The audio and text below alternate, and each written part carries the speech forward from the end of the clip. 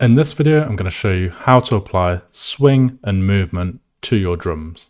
We'll go through each drum that can apply swing and movement to your track, and then we'll go through an example for each type of drum as well. Then at the end of this video, I'll show you how to add more movement to your drums with transition phases. Let's get straight into the video. Let's look at hi-hats first. So take this track here. I'm just going to play it.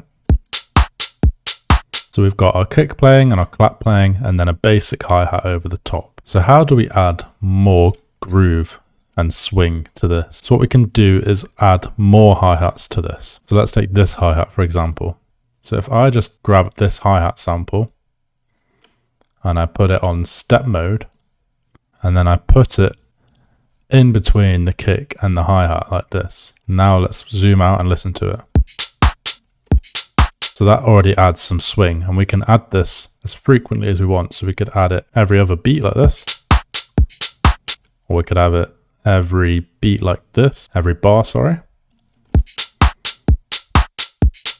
And essentially what this is just like a smaller hi-hat. So we could even it's already on the maximum out. So let me just go on here. We could make it even smaller. So just adjust this, make it even smaller. And the tighter it is, the more groove it gives it. And then another thing to do is to put it on none like this, and then we can adjust this slightly out. And this makes it play slightly off quantize, and it gives a more organic feel to it. So let's duplicate this on the track now, and we'll put it every bar.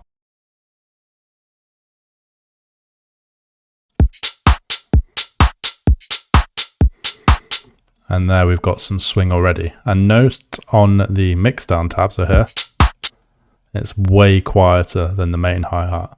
So it's super quiet and in the background. Now let's look at adding another hi-hat. So we've got another hi-hat sample here, and this is put in just before the second hi-hat. I'm gonna change this to half step and put it here.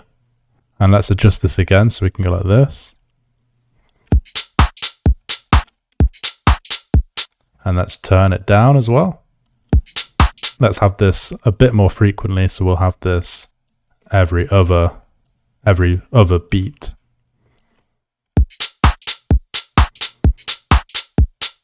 And then we can go in and put it on none again and change each one. And just make it a bit more randomized so that it gives it that organic feel. And that's how you give your hi-hats swing with extra hi-hats. So this can also be done with all sorts of genres. What I recommend you do is just put it on step mode, or put it in areas where there's gaps between your kick and your clap or snare, and just experiment and get it to sound as smooth as possible. And then experiment with how frequent you have it, so every bar is good, and then you can put it every other beat. Sometimes you can do it every single beat, but then it can get a bit repetitive. So you've just got to be careful about that. So now let's look at snares. So you can add little snare rolls into your tracks. For example, you can have one at the end of the second beat. So you could have it here. And then you can also have one where it's playing twice the amount. So if I go here, put it there across there, and then put it on step mode again and put it out here. You see how it's coming in between the hi-hats. This also works well on drum and bass. You can find little gaps to put extra snares in, and it just gives it more groove. But you've got to be careful about when you use it for drum and bass, because it only works with certain tracks.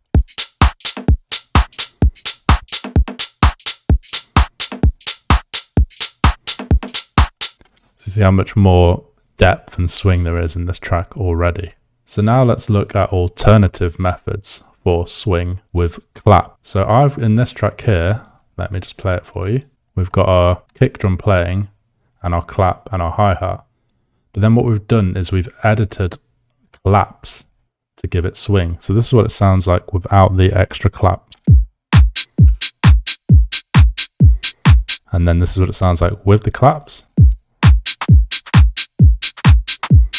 So if we just zoom in on these claps here, they're like light claps which have been made to be a lot shorter and snappier.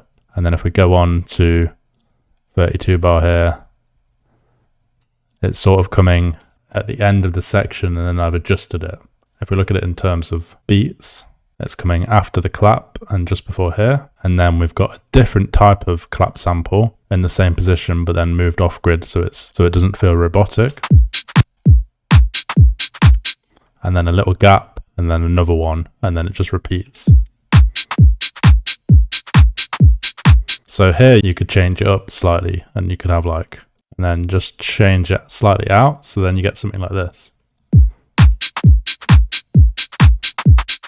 And then you can go like ba-da-ba-da-ba-da-ba, and just experiment with lots of different things. On top of hi-hats, snares and claps, there's of course little percussion elements. Now if you've got my bass or D&B production packs on my website, you'll see that I've got like hundreds of little perc samples in each pack. And that's because these just come in handy all the time in your drop. So you can replace like the hi-hats, the snares and the claps with like all these little percussion elements, and find little spaces to put them in to give your track more movement. And I've got a little example here from one of my tracks. I'm just going to play it for you.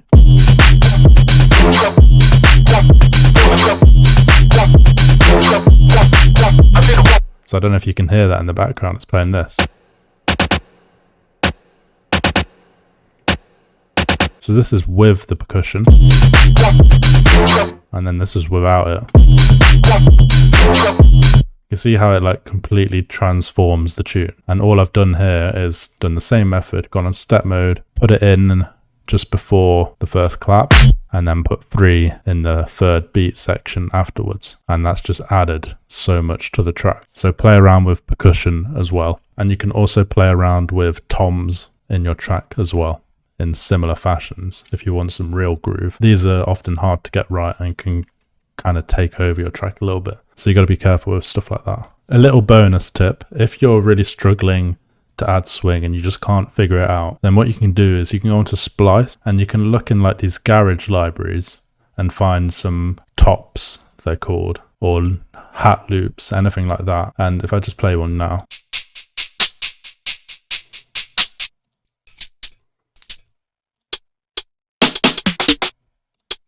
What you can do is you can grab one of these and you can whack it into your DAW and then just take it apart and find where they've put the swing in, and then apply your own samples to it, or use little samples that they've got in it and then put it over your track and then get the swing that way. Just be careful that you don't have loads of samples overlaying each other, because I see a lot of people just whack on loads and loads of different samples and then it ends up all clashing. So be careful about that.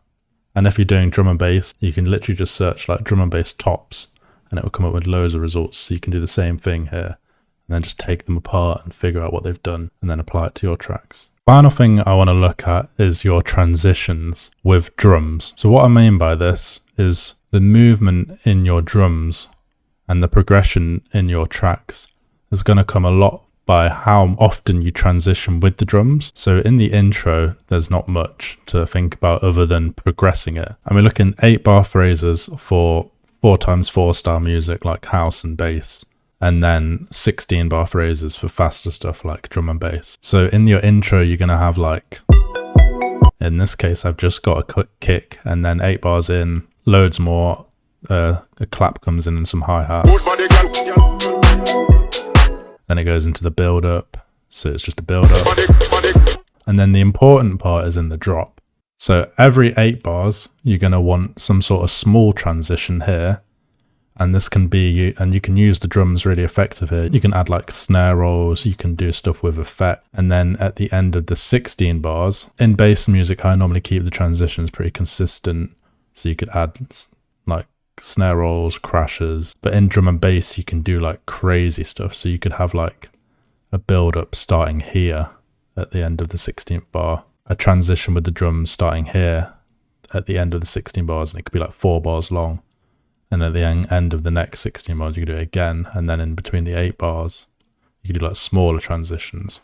And you can try this with bass as well if your track is getting like quite dull and you feel like it needs more progression. But this is just something really important to learn early on. So your drum pattern isn't just 4 bars copied and pasted throughout the whole thing. It's going to be like 6 to 7 bars and then a transition, 4 bars, then a transition, and it just keeps your track moving and flowing. So go away and give this a go if you've got any tracks that are just all the drums are just the same, or if you've already got a het, or if you already know this method, go and like hammer down on it and really try and work on it more and get it sounding really crisp and refined. Thank you all for watching. If you enjoyed, please leave a like. Make sure to check out my website. There's sample packs and courses to get your hands on, and I'll see you all in the next one.